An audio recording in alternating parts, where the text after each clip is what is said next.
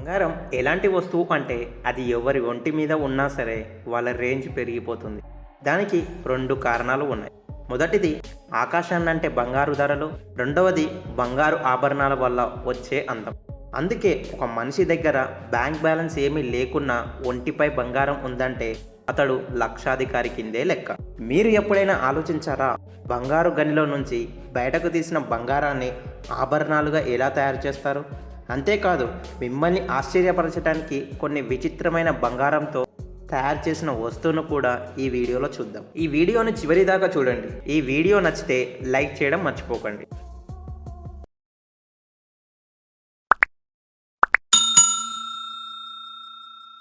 Friends, మనం అందరం లైఫ్లో ఒక విషయాన్ని ఖచ్చితంగా గుర్తుపెట్టుకోవాలి.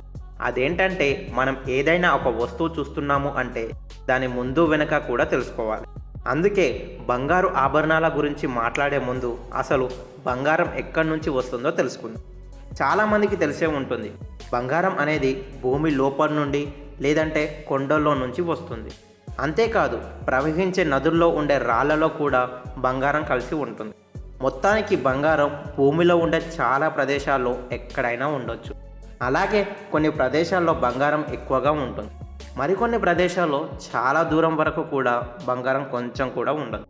ఈ వీడియోలో మీరు చూసినట్లు అయితే నదిలో ఉండే నీళ్ళని ప్రాసెసింగ్ యూనిట్లో తీసుకొచ్చి దాంట్లో ఉండే రాళ్లను పక్కకు తీస్తున్నారు. చూడటానికి ఇవి చిన్న చిన్న బంగారు రాళ్ళు అయినా సరే ఈ చిన్న రాళ్ళు కూడా చాలా విలువైనవి. ఎందుకంటే బంగారం ధర అంత ఎక్కువగా ఉంది. అలాంటి చిన్న చిన్న బంగారు రాళ్లను పోగు చేసి తీసుకొని వస్తారు. తర్వాత వాటిని మ్యానుఫ్యాక్చరింగ్ యూనిట్కి పంపిస్తారు. ఇప్పుడు వీడియోలో మీరు చూస్తున్నది ప్రపంచంలోనే అతిపెద్ద బంగారం మ్యానుఫ్యాక్చరింగ్ ప్లాంట్. ఈ ఫ్యాక్టరీ మరెక్కడో కాదు, ఆఫ్రికాలో ఉంది. బంగారు రాళ్ళు చిన్న సైజులో ఉండే వాటన్నిటిని తీసుకొచ్చి ఒకే సైజులో ఉండే చిన్న చిన్న బాల్స్లోకి మారుస్తారు. దానికంటే ముందు ఆ బంగారు రాళ్లను హైడ్రోక్లోనిక్ యాసిడ్తో మంచిగా కడుగుతారు. ఆ తర్వాత ఒకే సైజులో ఉండే ఈ బంగారు రాళ్లను ఇలా చేస్తారు. తర్వాత ప్రాసెసింగ్ చేయటానికి ముందుకు పంపిస్తారు. బంగారు ఇటుక తయారు చేయటానికి రెండు విధానాలు ఉన్నాయి. మొదటిది ఈ చిన్న చిన్న బంగారు బిస్కెట్ ఆకారంలో ఉండే పాత్రలో పెట్టి వేడి చేయడానికి తీసుకెళ్తారు. బాగా వేడి చేసిన తర్వాత ఆ బంగారు రాళ్ళన్నీ కలిసి ఒక బంగారు బిస్కెట్గా మారిపోతుంది. ఆ తర్వాత వీటిని అలాగే వదిలేయకుండా చల్లార్చడానికి చల్లని నీళ్ళలో వేస్తారు. నీళ్ళలో వేసి వీటిని బాగా కడుగుతారు. అలా కడగటం వల్ల అవి ఇంకా బాగా మెరుస్తూ కనిపిస్తాయి. బంగారు బిస్కెట్లను చల్లార్చే ప్రక్రియ పూర్తయిన తర్వాత దానిపై హాల్మార్క్ వేయాల్సి ఉంటుంది. ఆటోమేటిక్ హాల్మార్క్ మెషిన్ ద్వారా ఈ పని కూడా చాలా సులువుగా అయిపోతుంది. ఫ్యాక్టరీలో ఎన్నో బిస్కెట్లు తయారవుతాయి. అప్పుడు అన్నీ కరెక్ట్గా తయారు కావు. కొన్నిసార్లు బంగారు బిస్కెట్లు ఎలా పడితే అలా వచ్చేస్తాయి. సరిగ్గా తయారు కానీ మామూలు తినే బిస్కెట్లు అయితే పడేస్తారు. కానీ ఈ బంగారు బిస్కెట్లను మళ్ళీ వేడి చేసి మంచి బిస్కెట్లుగా తయారు చేస్తారు. బంగారు బిస్కెట్లు అనుకున్న ఆకారంలో వచ్చే అంత వరకు ఇలాగే రిపీట్ అవుతూ ఉంటుంది. బంగారు బిస్కెట్లు ఎలా తయారు చేస్తారో ఇంతవరకు చూసాం. ఈ బిస్కెట్లను కొనుక్కొని తమ దగ్గర ఉంచుకోవటం మామూలు విషయం కాదు. బంగారంతో తయారు చేసిన ఇంకొక వస్తువు గురించి ఇప్పుడు మాట్లాడుకోబోతున్నాం. వాటిని మీలో చాలామంది చూసి ఉంటారు. చాలామందిని వాటిని ధరిస్తారు కూడా. అదేంటంటే, బంగారంతో తయారు చేసే చైన్. చిన్నదైనా పెద్దదైనా ప్రతి ఒక్కరూ ఏదో ఒక సైజులో బంగారు చైన్లు ధరించడానికి ఇష్టపడతారు. ఒకప్పుడు బంగారు ఆభరణాలు తయారు చేయాలి అంటే చాలా కష్టంగా ఉండేది. ఎందుకంటే అప్పట్లో బంగారు వేడి చేయటం మరియు దాన్ని చైన్ ఆకారంలో తయారు చేయటం అంతా మనుషులు చేతులతోనే చేసేవాళ్ళు. అందుకే అది చాలా కష్టంగా ఉండేది, మరీ ఎక్కువగా సమయం తీసుకునేది.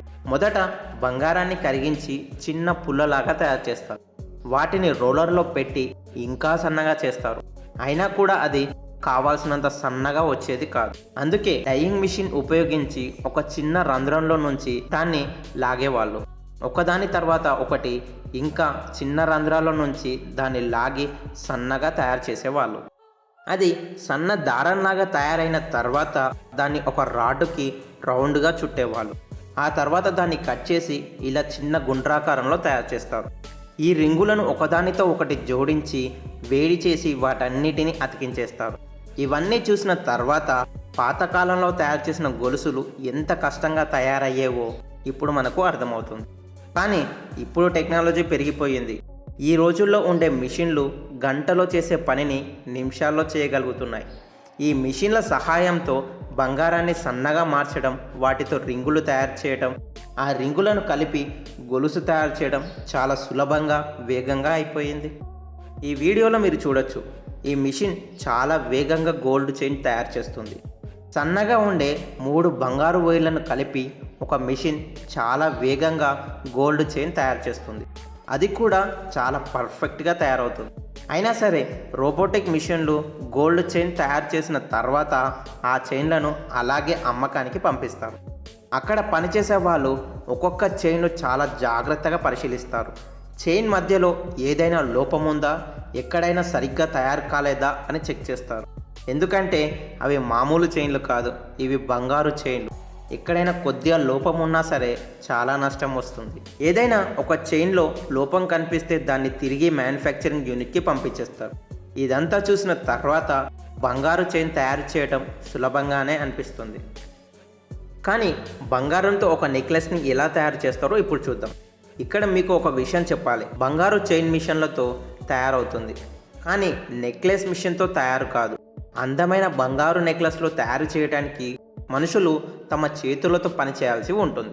ఎందుకంటే వేరు డిజైన్లు తయారు చేయడం మిషన్లకు సాధ్యం కాదు.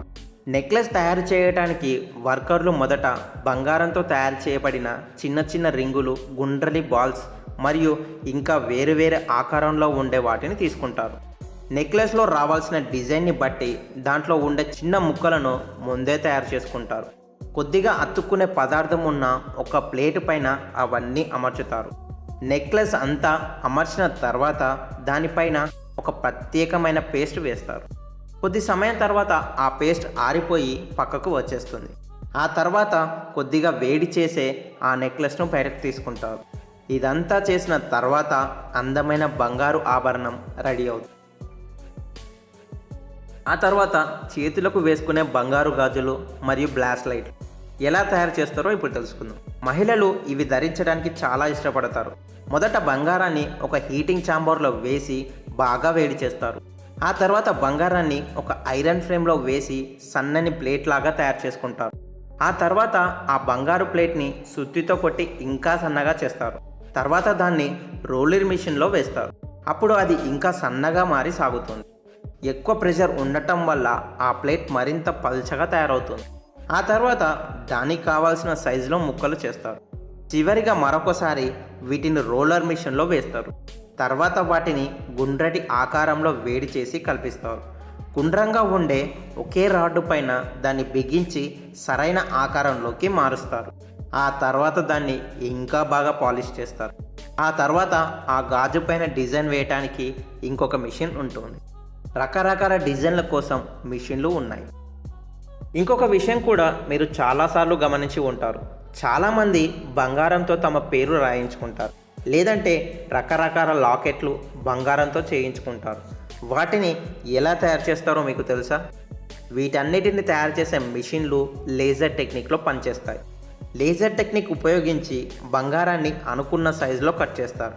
ఇక్కడ వీడియోలో మీరు చూడొచ్చు, బంగారు గాజు పైన ఒక మెషిన్తో కట్ చేసి డిజైన్ చేస్తున్నారు. ఆ టెక్నాలజీ ఉపయోగించి మనం ఎలాంటి డిజైన్ అయినా బంగారంతో చేయొచ్చు. ఎలాంటి బొమ్మలైనా, ఎలాంటి డిజైన్ అయినా చివరకు మన పేరు కూడా ఈ మిషన్తో తయారు చేసుకోవచ్చు. కంప్యూటర్లో ముందు ఆ డిజైన్ తయారు చేసుకుంటారు. ఆ తర్వాత దాన్ని లేజర్ మిషన్కి పంపిస్తారు. ఆ తర్వాత మనకు ఏ సైజ్ కావాలో ఆ సైజులో ఉండే బంగారు ప్లేట్ ఆ మిషన్లో పెట్టాలి. తప్పుడు మిషన్ చాలా సులువుగా మనం అనుకున్న డిజైన్ ఆ ప్లేట్పై తీసుకొస్తుంది. ఏదేమైనా ఇలాంటి మిషన్లు తయారు చేసేవాళ్ళు ఇంకా గొప్ప వాళ్ళే అని చెప్పాలి. ఈ వీడియో మీకు నచ్చుతుందనే అనుకుంటున్నాను. వీడియో నచ్చితే లైక్ చేయండి, మీ అభిప్రాయాన్ని కామెంట్లో చెప్పండి. ఈ వీడియోని మీ ఫ్రెండ్స్తో కూడా షేర్ చేయండి. ఇలాంటి మరిన్ని వీడియోస్ కోసం మా ఛానల్ని సబ్స్క్రైబ్ చేసుకోండి. ఈ వీడియో మీకు నచ్చినట్లయితే లైక్ చేయండి, షేర్ చేయండి, మా ఛానల్ని సబ్స్క్రైబ్ చేయండి. బెల్ సింబల్ నొక్కటం మాత్రం మర్చిపోకండి. మరో ఇంట్రెస్టింగ్ టాపిక్తో మరో వీడియోలో కలుసుకుందాం.